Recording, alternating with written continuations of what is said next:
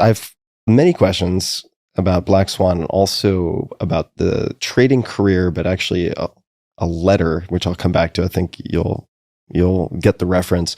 But first I want to ask, just for a backdrop for people who may have no familiarity with quants, with betting on tail events.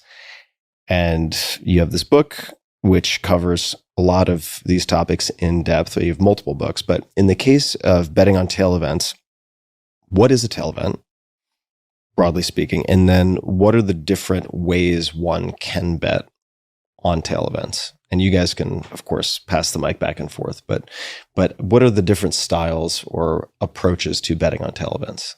The thing I would say before he launches that the point is not to bet on tail events. The whole idea of the Black Swan, everything, I've been telling everyone, every person I meet. Is to bet on disruption, on unforeseen. To not be harmed by silent risk.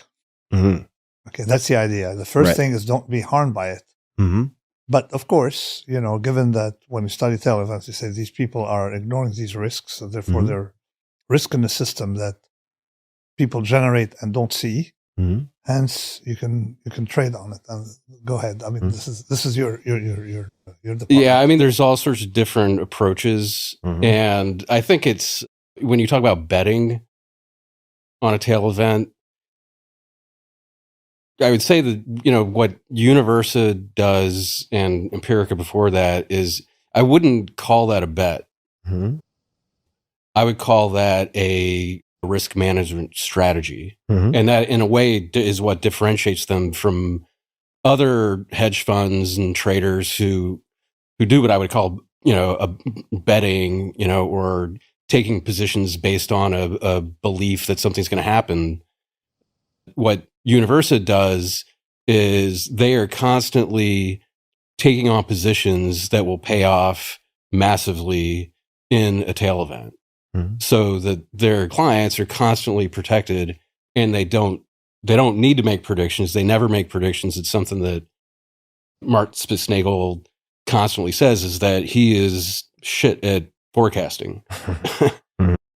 He's been forecasting, gigantic bear market for decades. He's been right a couple times, but he will admit, okay, I can't predict the timing of it. It's going to happen one of these days. And that's what they provide for their clients, is that constant protection. And they do it by buying far out of the money put options. It's pretty simple. Not easy to implement, I think, which is why you don't see a lot of hedge funds doing this, because they do it. And then they go bust. Yeah, they do it. Or they, what happened to Nassim, it's very stressful because you can go years without making money in that strategy, because it's waiting for an extreme event, a very extreme event. Yeah. Their strategy is betting on a 20% decline in the S&P 500 in 1 month, which I think may have happened once or twice. It happened on Black Monday in 1987. In one day. But they don't actually need to have that happen to monetize the strategy. They just need to have a very big decline very rapidly. So that happened in 2008, happened a couple times in the 2010s, and 2020. It happened big time. So I imagine, it's for somebody who's running a fund like this, for you or Mark, that there's the watching the numbers and maybe that form of bleeding chips stress over time. But there's also, you have investors who probably in theory are very comfortable with the strategy, but who also panic or have other issues. The genius of Universa is that they managed to package a product as insurance that allows the investors to increase their exposure to the market. So the strategy in and by itself, positive, huge return. What's more interesting is that it was hedging something that went up. What did the stock market do since then? It went up like 30%. No. In total, since say 2007. Oh, since 2007, yeah, triple. It went up, say twofold, maybe. So it allowed people to have a larger position, larger exposure to the market than they would otherwise. Right. And also there's a cocktail of other strategies that definitely didn't fare well. because they entail diversification away from stocks. So this one allows you to have stocks. So it's very weird because Mark is always bearish on the market, but he provides people a product that couples very well with a very long stock position. So that was the secret. So given that it's packaged that way, investors tolerated some drawdown, not too much, on the insurance. You see, well, looking at it, you got to look at the insurance versus the insured premium. Yeah. Exactly, versus the insured. Versus, I mean, hey, this is my differential P&L, and it's the same thing when I started trading option. You have an option hedged by stock, and sometimes people only look at the stock performance, and some people only at the option performance. And tell them no, it's inseparable. You see, you got this is called the delta, right? So that was how they manage. But the other trick is that you have to understand that we are one trick, or me intellectually, I'm a one trick pony. I think of nothing else but the tail risk. Everything's packaged around tail risk that I do intellectually. But Universal is a one trick pony. Only does one trade. So if you do only one trade, and for a couple of decades, believe me, you know the tricks. Right? You know how much to put on, not too much, not too much. You see the idea. If you do just one trade, and then people come to Universal and say, no, that's what we do. We don't do, won't you do this for us? No. It's like you're making Maseratis, right? And someone comes to you and say, hey, won't you make trucks? We don't do trucks. When we make bicycle, we don't do bicycle. All we make is one single item. That's it.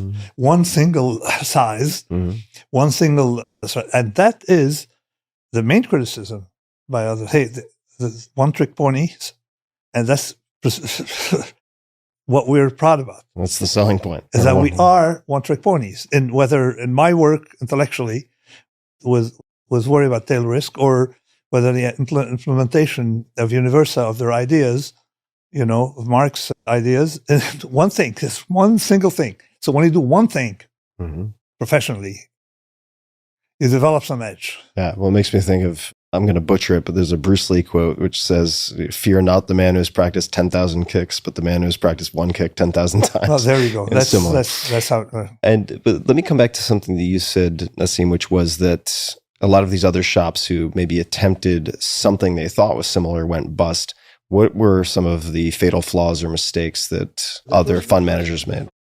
The first flaw, and this I noticed in our days, that a lot of clients that had initially, when we started Empirica, were diverted into other funds who were actually mitigating the strategy by, instead of, say, you can't buy puts on the S&P 500, you buy puts that are cheaper in some other commodity.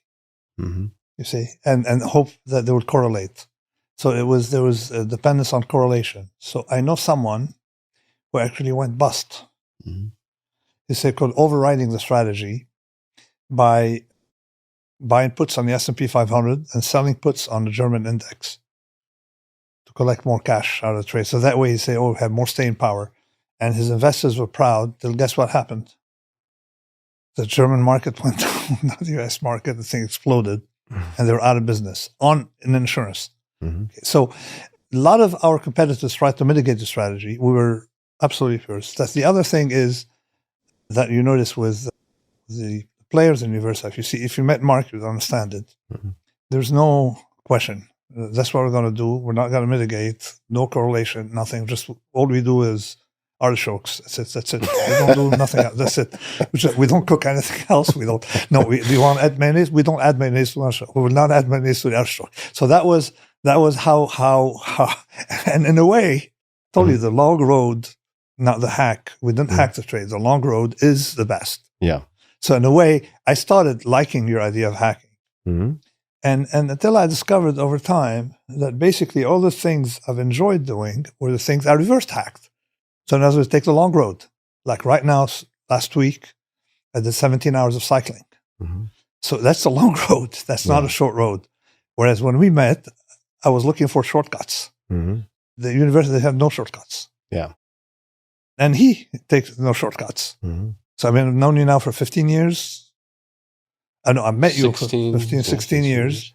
And I think that shortcuts. And it was very good that he wrote that book for one reason, to put some story and narrative around the idea of precaution and tail risk for society in general. And also because of fact-checking that document, because a lot of these stories are legends of this has happened, this and that happened. It was a perfect fact because it's fact-checking, reflecting audited results and stuff like that. It was fact-checked. So sort of fact-checking the importance of tail hedging for society. So, and that to me is greater than that details.